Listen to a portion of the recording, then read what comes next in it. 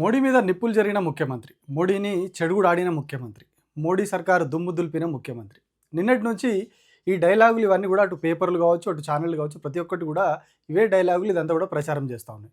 మోడీ ప్రభుత్వంతో రేవంత్ రెడ్డి ఫైట్ చేస్తూ ఉన్నారు, ఘోరంగా కొట్లాడుతూ ఉన్నారు, వీరోచితమైనటువంటి పోరాటం చేస్తున్నారు మోడీ సర్కారుతోటి, బీజేపీ తోటి అని చెప్పే ప్రయత్నం మీడియా సంస్థలు చేస్తూ ఉన్నాయి. సో మరి నిజంగానే అందులో వాస్తవం ఉందా? నిజంగానే మోడీ సర్కార్తో రేవంత్ రెడ్డి ప్రభుత్వం కొట్లాడుతోందా? రేవంత్ రెడ్డి కొట్లాడుతున్నారా? కాంగ్రెస్ కొట్లాడుతున్నదా? ఎందుకంటే వీటి మూడింటిని మూడుగా వేరువేరుగా చెప్పుకోవాలి.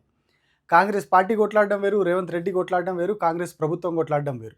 ఇందులో వేరియేషన్స్ ఉంటాయి. సో నిజంగానే అది జరుగుతోందా? సో వీటి గురించి మనం మాట్లాడుకుందాం. నమస్తే, నేను Prabhakar Venuvanka. Welcome to PV News. ముఖ్యమంత్రి రేవంత్ రెడ్డి కొద్ది రోజుల క్రితం లండన్ పోయారు. లండన్ నుంచి అమెరికా వెళ్లాల్సి ఉండే, కానీ లండన్ నుంచి అమెరికా వెళ్లే ప్రయత్నాన్ని కేంద్ర ప్రభుత్వం ఆపింది. ముఖ్యమంత్రులు వేరే దేశాలకు వెళ్ళాలన్నప్పుడు విదేశాంగ శాఖ నుంచి అనుమతి రావాలి. కానీ ముఖ్యమంత్రికి లండన్ వెళ్ళిన తర్వాత లండన్ నుంచి అమెరికా వెళ్ళడానికి కేంద్ర ప్రభుత్వం పర్మిషన్ ఇవ్వలేదు అని చెప్పారు. కేంద్ర ప్రభుత్వం అనుమతి ఇవ్వలేదు కాబట్టి నేను రాష్ట్రానికి తిరిగి వస్తున్నా అని చెప్పారు. 24వ తేదీ ఉదయం రాష్ట్రానికి చేరుకున్నారు. సో ఈ గ్యాప్ లోనే చాలా గందరగోళం జరిగింది. కాంగ్రెస్ బీజేపీ వర్సెస్ అనే ఒక ఉద్యమం స్టార్ట్ అయింది. అప్పటి వరకు కొండా సురేఖ ఇష్యూ చాలా పీక్స్ లో నడుస్తుంది రాష్ట్రంలో. ఈ సమయంలోనే ఈ అంశం తెర మీదకి వచ్చింది. కాంగ్రెస్ వర్సెస్ బీజేపీ ఇద్దరు కూడా ఒకరినొకరు తిట్టుకోవడం స్టార్ట్ చేశారు. ఈయన వెళ్తే ట్రంప్ తోటి చర్చలు జరిపి ట్రంప్ తోటి ఒప్పందాల గురించి మాట్లాడి రాష్ట్రంలో పెట్టుబడులు అవి చేస్తాడు.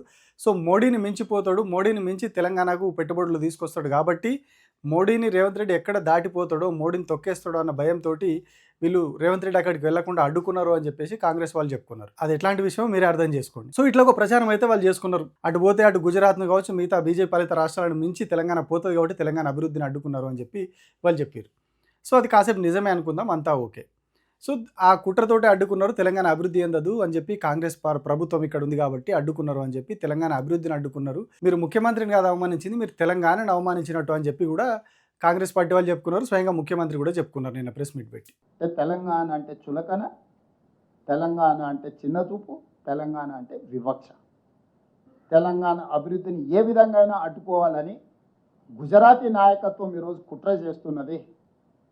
దీన్ని ముక్త కంఠంతో మేమందరం తెలంగాణ రాష్ట్ర ప్రభుత్వం తరఫున మంత్రులు, ఎంపీలు, ఎమ్మెల్సీలు, ఎమ్మెల్యేలు ప్రతి ఒక్కరూ తెలంగాణ వాదులు ఖండించాల్సిన సందర్భం.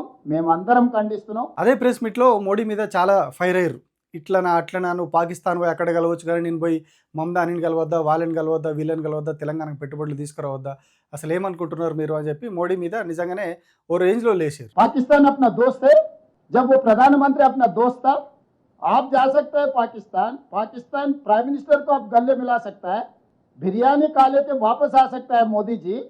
Official tour Telangana CM cannot travel, cannot meet anyone. How come you are dictating terms? That is what she has told, that democracy is declining in India. I am endorsing that statement. My opinion is one and the same. Because of Narendra Modi from 2014, the democracy is declining in India. It is a dictatorial decision. ఓ రేంజ్లో లేవడం అంటే నిజంగానే మరి BJP versus Congress, లేదు అంటే తెలంగాణ ప్రభుత్వం versus కేంద్ర ప్రభుత్వం నిజంగానే నడుస్తుందా? నిజంగానే కాంగ్రెస్ పార్టీ బీజేపీతో ఫైటింగ్ చేస్తూ ఉన్నదా? కొన్ని అంశాలు మనం ఇప్పుడు చూద్దాం. కొద్ది రోజుల క్రితం రాష్ట్రంలో ఒక కేంద్ర మంత్రి కొడుకు మీద పోక్సో కేసు నమోదవుతుంది. చాలా సివియర్ కేసు. పోక్సో కేసు అంటే అల్లటప్ప కేసు, చాలా సివియారిటీ ఉండే కేసు. చిన్న చిన్న వాళ్ళ విషయాల్లో అయితే టక్కని తీసుకుపోతారు, వాడిని జైల్లో వేస్తారు, వాడు మళ్ళీ ఓ 3-4 నెలల దాకా బయటికి రాకుండా చేస్తారు. కానీ ఇక్కడ పోక్సో కేసు నమోదైన తర్వాత కూడా, బాధితురాలు కంప్లైంట్ ఇచ్చిన తర్వాత కూడా చాలా సేపటి వరకు ఎఫ్ఐఆర్ నమోదు కాదు. ఎఫ్ఐఆర్ నమోదైన తర్వాత కూడా 10 రోజుల పాటు నిందితుడు పరారీలో ఉంటాడు, ఎక్కడా దొరకడు. సో అదంతా అయిపోయిన తర్వాత స్వయంగా కేంద్ర మంత్రి చెప్తాడు, మా న్యాయ నిపుణులు చెప్పిర్రు బెయిల్ వస్తుంది అని చెప్పి, అందుకే మేము సరెండర్ చేయలేదు అని చెప్పి చెప్తాడు. అంటే అప్పటిదాకా ఆయన కస్టడీలోనే ఉన్నాడు అనే విషయం అందరికీ తెలుసు. అంటే రాష్ట్ర ప్రభుత్వానికి కూడా తెలిసి ఉంటుంది. సో ఈ గ్యాప్లోనే మాట్లాడినటువంటి ముఖ్యమంత్రి ఏం చెప్తారు, పోయి గుంజుకొని రావాలన్నా, అది చేయాలన్నా, ఇది చేయాలన్నా అని చెప్పి ముఖ్యమంత్రి కూడా మాట్లాడతారు. ఒక పోక్సో కేసు, అది ఒక బీజేపీ నాయకుడికి సంబంధించినటువంటి కొడుకు చేసినటువంటి కేసు. కేంద్ర మంత్రి ఆయన, కేంద్ర హోంశాఖ మంత్రి ఆయన మళ్ళీ. సో ఆయన కొడుకు ఒక పోక్సో కేసులో ఇరుక్కుంటే దాని విషయంలో చర్యలు తీసుకోవడంలో రాష్ట్ర ప్రభుత్వం లైట్ తీసుకుంది. వేరే వేరే కేసుల్లో నిమిషాల్లో నిందితులను పట్టుకొస్తారు. బెస్ట్ ఎగ్జాంపుల్, నిన్న మొన్న కొండా సురేఖ ఓఎస్డీకి సంబంధించినటువంటి డ్రైవర్ని ఎట్లా ఎత్తుకుపోయారో మనం చూసినాం. ఎక్కడున్నారో ట్రేస్ చేసిరు, వచ్చిరు, లటక్కని వేసుకొని పోయారు. సో కానీ ఇక్కడ కేంద్ర మంత్రి కొడుకు విషయంలో మాత్రం అట్లా జరగలేదు. ఆయన అసలు ముట్టుకోలేదు. 9 రోజుల తర్వాత వాళ్ళంతటా వాళ్ళకి లొంగిపోతే అప్పుడు చేసి మేము అరెస్ట్ చేసినామని చెప్పి అప్పుడు సంకలు గుద్దుకున్నారు. సో ఇక్కడ గమనించాల్సింది, నిందితుడు బీజేపీకి సంబంధించిన కేంద్ర మంత్రి కొడుకు, ఇక్కడ ఉన్నది కాంగ్రెస్ ప్రభుత్వం. సో ఇంకొక ఇష్యూ, రీసెంట్గా హైదరాబాద్లో ఒక యాక్సిడెంట్ అవుతుంది. ఏపీకి సంబంధించినటువంటి రాజ్యసభ సభ్యుడు లింగమనేని రమేష్ కొడుకు ఒక యాక్సిడెంట్ చేస్తాడు. ఒక 4-5 కోట్ల కారు తోటి పరిమితికి మించిన వేగం 80 నుంచి 90 కిలోమీటర్ల వేగంతో పోయి ఒక అమ్మాయిని గుద్దితే పాపం షాపింగ్ మాల్లో పనిచేసుకునే అమ్మాయి చనిపోతుంది. చనిపోతే ఆ నిందితుని తప్పించేందుకు చాలా ప్రయత్నాలు చేశారని వార్తలు వస్తుంది. నా కొడుకుని తప్పియండి, ఎంత కావాలంటే అంత ఇస్తాను నేను అని చెప్పి స్టేషన్ సిబ్బందితోటే బేరసారాలు జరిగినాయి. అందుకే ఎఫ్ఐఆర్ తొందరగా నమోదు చేయలేదు. ఆ కేసులో వేరే వ్యక్తిని నిందితుడిగా చేర్చి నన్ను పక్కకు తప్పించే ప్రయత్నాలు కూడా జరిగినాయి. కానీ అప్పటికే ఈ వీడియోలన్నీ బయటికి రావడం వల్ల దాన్ని విరమించుకున్నారనే ప్రచారం కూడా జరుగుతుంది. పేపర్లో కూడా వార్తలు వచ్చినాయి. సాక్షి దినపత్రికలో రోజు వార్తలు వస్తూ ఉన్నాయి దీని మీద. ఏకంగా పోలీస్ స్టేషన్లో ఉన్నటువంటి ఉన్నతాధికారులే కేసును మాయం చేయడానికి చూసారు. అంటే ఉన్నతాధికారులు చేసిరంటే పైనుంచి ఆదేశాలు రాంది, పైనుంచి కమ్యూనికేషన్ లేనిది ఎట్లా చేస్తారు? డైరెక్ట్ ఏపీకి సంబంధించిన ఎంపీ చెప్తే ఇక్కడ ఉన్నటువంటి పోలీస్ అధికారులు వింటారా? వినరు కదా. ఇక్కడ ఉన్నటువంటి ముఖ్య నాయకులు ఎవరో చెప్తేనే వినాలి. ఇక్కడ ఉన్న హోంమంత్రి ఎవరు? మన ముఖ్యమంత్రి హోంమంత్రిగా ఉన్నారు. సో ఇక్కడ కూడా కామన్ పాయింట్ ఏంటి అంటే ఆయన జనసేన అంటే ఎన్డీఏ కూటమి, ఇక్కడ ఉన్నది కాంగ్రెస్ ప్రభుత్వం. సో మనం ఈ రెండు ఇష్యూలో పరిశీలించినప్పుడు బీజేపీకి సంబంధించిన నాయకుల కొడుకులు తప్పులు చేసిరు. తప్పులు చేసినప్పుడు ఇక్కడ ఉన్నటువంటి కాంగ్రెస్ ప్రభుత్వం కాపాడింది అనేది క్లియర్గా అర్థమైపోతూ ఉన్నది. కానీ ఇట్లాంటి పరిస్థితులే వేరే రాష్ట్రాల్లో అయినప్పుడు కాంగ్రెస్ పార్టీ చాలా వీరోచితంగా పోరాడింది. ఉత్తరప్రదేశ్లో రైతుల మీదకి బీజేపీ నాయకుడి కారు దూసుకుపోయినప్పుడు కావచ్చు, ఇంకా కొన్ని సంఘటనల్లో కావచ్చు, కాంగ్రెస్ పార్టీ దేశవ్యాప్తంగా కొట్లాడింది.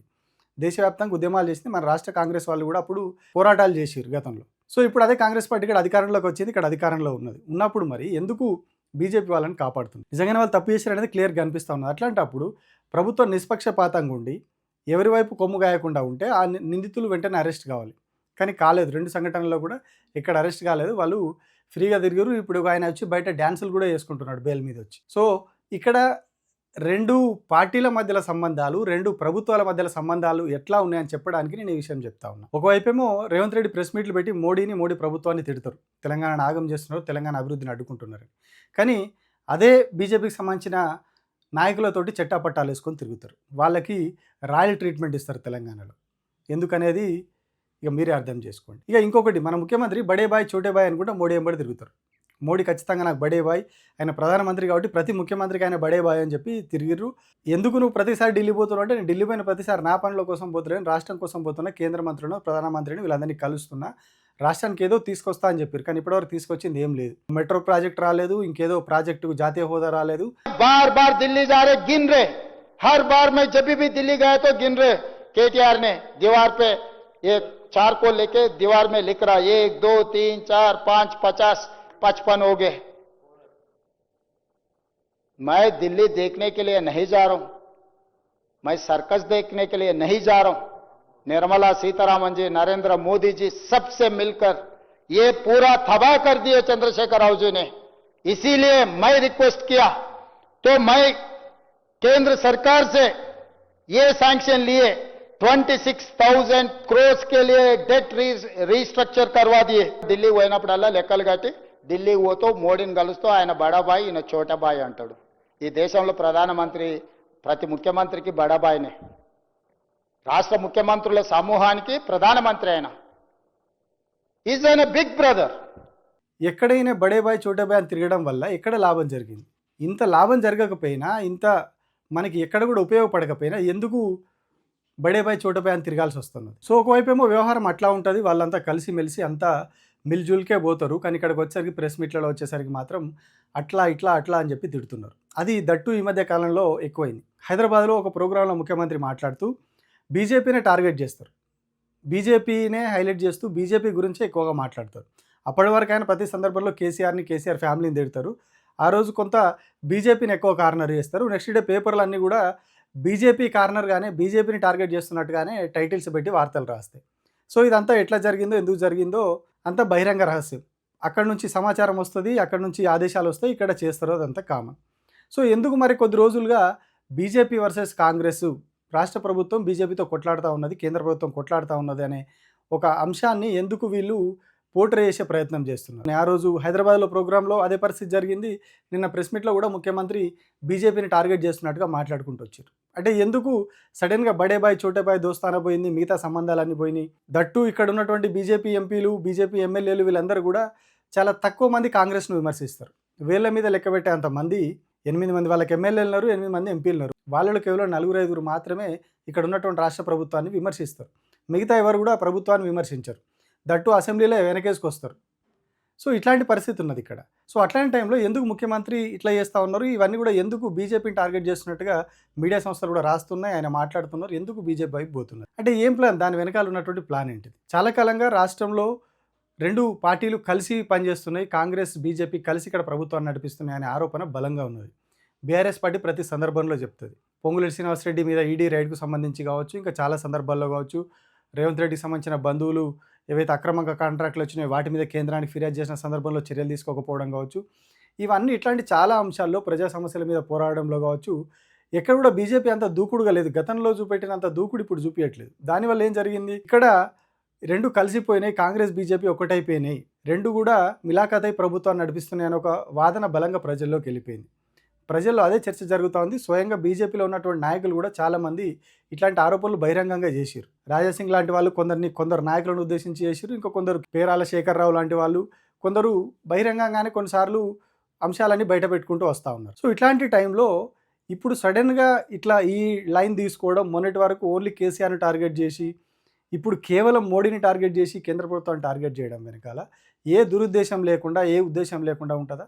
ఖచ్చితంగా ఏదో ఒక పొలిటికల్ ఉద్దేశం ఉండే ఉంటుంది. త్వరలో జిహెచ్ఎంసీ ఎన్నికలు రాబోతూ ఉన్నాయి. సో జిహెచ్ఎంసీ ఎన్నికల్లో ఏం జరగాలి, ఈ 2 వేరు అనే అంశం ప్రజల్లోకి వెళ్ళాలి. కాంగ్రెస్కు బీజేపీకి సంబంధం లేదని వెళ్ళాలి.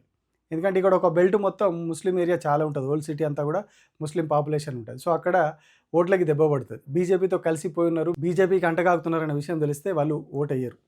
సో దాని నుంచి తప్పించుకోవాలి. త్వరలో మళ్ళీ 2 ఏళ్ళు పోతే అసెంబ్లీ ఎన్నికలు కూడా వస్తున్నాయి. ఈ సమయంలో మేము ఇండిపెండెంట్గా ఉన్నాము, బీజేపీతో మాకు ఎట్లాంటి పొత్తు లేదు, బీజేపీతో ఎట్లాంటి సంబంధాలు లేవు, వాళ్ళ దారి వాళ్ళది, మా దారి మాది, మేమిద్దరం కొట్లాడుకుంటూనే ఉన్నాం నిజంగానే అని చూపించుకునే ప్రయత్నం చేయడానికి ఇట్లా చేస్తూ ఉన్నారు. లేకపోతే ఇంత సడన్గా ఎందుకు ఇంత ఇష్యూని హైలైట్ చేస్తారు? వాస్తవానికి ముఖ్యమంత్రి అమెరికా వెళ్లకుండా అడ్డుకోవడం వల్ల తెలంగాణకు పెద్దగా జరిగిన నష్టం ఏం లేదు. ఎందుకంటే అధికారులు వెళ్ళడానికి అనుమతి ఇచ్చారు, కేవలం ముఖ్యమంత్రిని మాత్రమే ఆపారు. అధికారులు వెళ్తారు, ఆ ఒప్పందాలు అవి చేసుకొని వచ్చేస్తారు. ముఖ్యమంత్రి ప్రత్యేకించి ఇంకేదో చేసేది లేదు. ఏవైతే ఒప్పందాలు అని చెప్పారో ఒప్పందాల సమయంలో అధికారులు ఉంటారు. అధికారులు ఇప్పుడు వెళ్ళిపోయారు అక్కడికి, అమెరికా పోయారు. అక్కడ ఏవైతే ఈయన చెప్పిండో ఒప్పందాలు ఇవి ఉన్నాయని చేసుకుంటారు, వస్తారు. సో రాష్ట్రానికి జరిగిన నష్టం ఏం లేదు. కాకపోతే ఇది ఎట్లా పోర్ట్రే చేస్తూ ఉన్నారు, ఇప్పుడు ముఖ్యమంత్రిని అడ్డుకోవడం వల్ల రాష్ట్ర అభివృద్ధిని అడ్డుకున్నారు, తెలంగాణను అడ్డుకున్నారు, తెలంగాణను అవమానించారు అని చెప్పి ఒక వాదన తీసుకుపోతా ఉన్నది కాంగ్రెస్ పార్టీ. సో అధికారులను అడ్డుకుని అధికారులు కూడా పోకుండా కంప్లీట్గా రిటర్న్ పంపిస్తే అప్పుడు నిజంగానే వీళ్ళు అడ్డుకున్నారు, పోనీయలేదు, తెలంగాణ అభివృద్ధిని అడ్డుకున్నారని చెప్పొచ్చు. కానీ ఇక్కడ జరగలేదు. సో దాన్ని ఇప్పుడైనా మొత్తం తెలంగాణకు రుద్దుతానో, తెలంగాణను అవమానించారని రుద్దుతున్నారు. అంటే అక్కడ కేంద్ర ప్రభుత్వం కూడా విదేశాంగ శాఖ చెప్పడం అప్రోప్రియేట్గా లేదు, ముఖ్యమంత్రి షెడ్యూల్ ఇవన్నీ కూడా అప్రోప్రియేట్గా లేవు అని చెప్పి వాళ్ళు చేతులు దులుపుకున్నారు, వాళ్ళు కూడా క్లారిటీగా చెప్పలేదు. సో దీని వెనకాలంతా కూడా ఏదో పొలిటికల్ ఎజెండా ఉంది అనేది క్లియర్గా కనిపిస్తూ ఉన్నది. కావలసుకుని ఒక ఇష్యూని టేకప్ చేయాలి, ఒక ఇష్యూని రేజ్ చేయాలనే ఉద్దేశంతో కాంగ్రెస్ బీజేపీ నిజంగానే వైరుధ్యంతో ఉన్నాయి, తెలంగాణలో నిజంగానే కొట్లాడుకుంటున్నాయి అనే ఒక భావన ప్రజల్లోకి వెళ్ళాలి, ఒక భావన బయటకు వెళ్ళాలనే ఉద్దేశంతో ఇట్లా చేస్తున్నట్టు కనిపిస్తున్నది. ఎందుకంటే మన కాక్రోచ్ జనతా పార్టీ ఉద్యమం, ఆ విద్యార్థుల ఉద్యమం జరిగిన సమయంలో కూడా ఆ విద్యార్థుల పట్ల ఇక్కడ రాష్ట్ర ప్రభుత్వం వ్యవహరించిన తీరు మీద చాలా విమర్శలు వచ్చినాయి. కొంత కాంగ్రెస్ పార్టీకి సాఫ్ట్ కార్నర్లో ఉన్న మేధావర్గం అంతా కూడా ఆ అంశాన్ని వ్యతిరేకించింది. వీళ్ళు బీజేపీకి అనుకూలంగా వ్యవహరిస్తున్నారు, ఇట్లా చేస్తున్నారని వాళ్ళంతా కూడా కాంగ్రెస్ ప్రభుత్వాన్ని వ్యతిరేకించారు, విమర్శించారు. సో ఇట్లా చాలా అంశాలు వాళ్ళకు నెగిటివ్ అవుతూ ఉన్నాయి. సో ఈ సమయంలో మాకు ఎట్లాంటి సంబంధాలు లేవు, సో మేము వేరు వాళ్ళు వేరు అని ఒక చూపించుకునే ప్రయత్నంలో భాగంగానే ఇదంతా కూడా వండి వార్చినట్టు కనిపిస్తూ ఉన్నది. ఒకవైపు చెట్టపట్టాలు వేసుకొని తిరగడం, నేను మీకు అన్ని ఎగ్జాంపుల్స్ చెప్పిన. ఇంకొక వైపు ఏమో సడన్గా వచ్చి మోడీని తిట్టడం, దానికి ముందు బడే బాయ్ చోటే బాయ్ అని అలై బలై చేసుకొని తిరగడం, పోయినప్పుడు వాళ్ళ కేంద్ర మంత్రులను మోడీని కలవడం, సడన్గా వాళ్ళు ఈయనకు విదేశాలకు అమెరికాకు వెళ్లకుండా వీళ్ళు రిస్ట్రిక్ట్ చేయడం, అంటే ఇవన్నీ లింకప్ చేసుకుంటూ వస్తే, ఒక ఇన్సిడెంట్కు లింకప్ చేసుకుంటూ వస్తే, ఒకదానికొకటి డాట్స్ కనెక్ట్ చేసుకుంటూ వస్తే విషయం క్లియర్గా అర్థమైపోతుంది. మొన్నటి వరకు అంతా మనం ఒకటి అని తిరిగిన వాళ్ళు ఇప్పుడు సడన్గా ఎందుకు కేవలం ఒక ముఖ్యమంత్రిని మాత్రమే అమెరికా వెళ్లకుండా ఆపిర్రు? ఈ పాయింట్ని మనం క్లియర్గా ఒక్కసారి అబ్జర్వ్ చేస్తే దీని వెనకాల ఉన్న రాజకీయం మొత్తం అర్థమవుతుంది. అధికారులు వెళ్ళిపోయారు, అధికారులు అమెరికా పోయారు, ఒప్పందాలు చేసుకొని వస్తారు. కేవలం ఒక ముఖ్యమంత్రిని మాత్రమే అడ్డుకున్నారు. ముఖ్యమంత్రిని అడ్డుకుంటే అసలు మొత్తం అది చేసిరు అని చెప్పి ఇక్కడ ప్రచారం చేస్తున్నారు. సో ఇక్కడ ఏ ప్రయోజనాలు దాగున్నాయి, ఏ ఉద్దేశంతో ఇంత డ్రామా నడిపిస్తున్నారు తెలంగాణలో, ఎవరెవరు దీని వెనకాల ఉన్నారు, ఎంత పకడ్బందీగా ఏకంగా విదేశాంగ శాఖ నుంచి కూడా దీన్ని వండి వార్చుకుంటూ వచ్చారు. సో క్లియర్గా మనకి ఈ అంశాలన్నీ చూసినప్పుడు పక్కాగా అర్థమైపోతుంది ఇదంతా కూడా కేవలం పొలిటికల్ ఎజెండా తోటి వాళ్ళకు మాకు సంబంధం లేదని చూపించుకునే అంశం తప్ప వేరే పరిస్థితి అయితే ఇందులో కనిపిస్తలేదు. है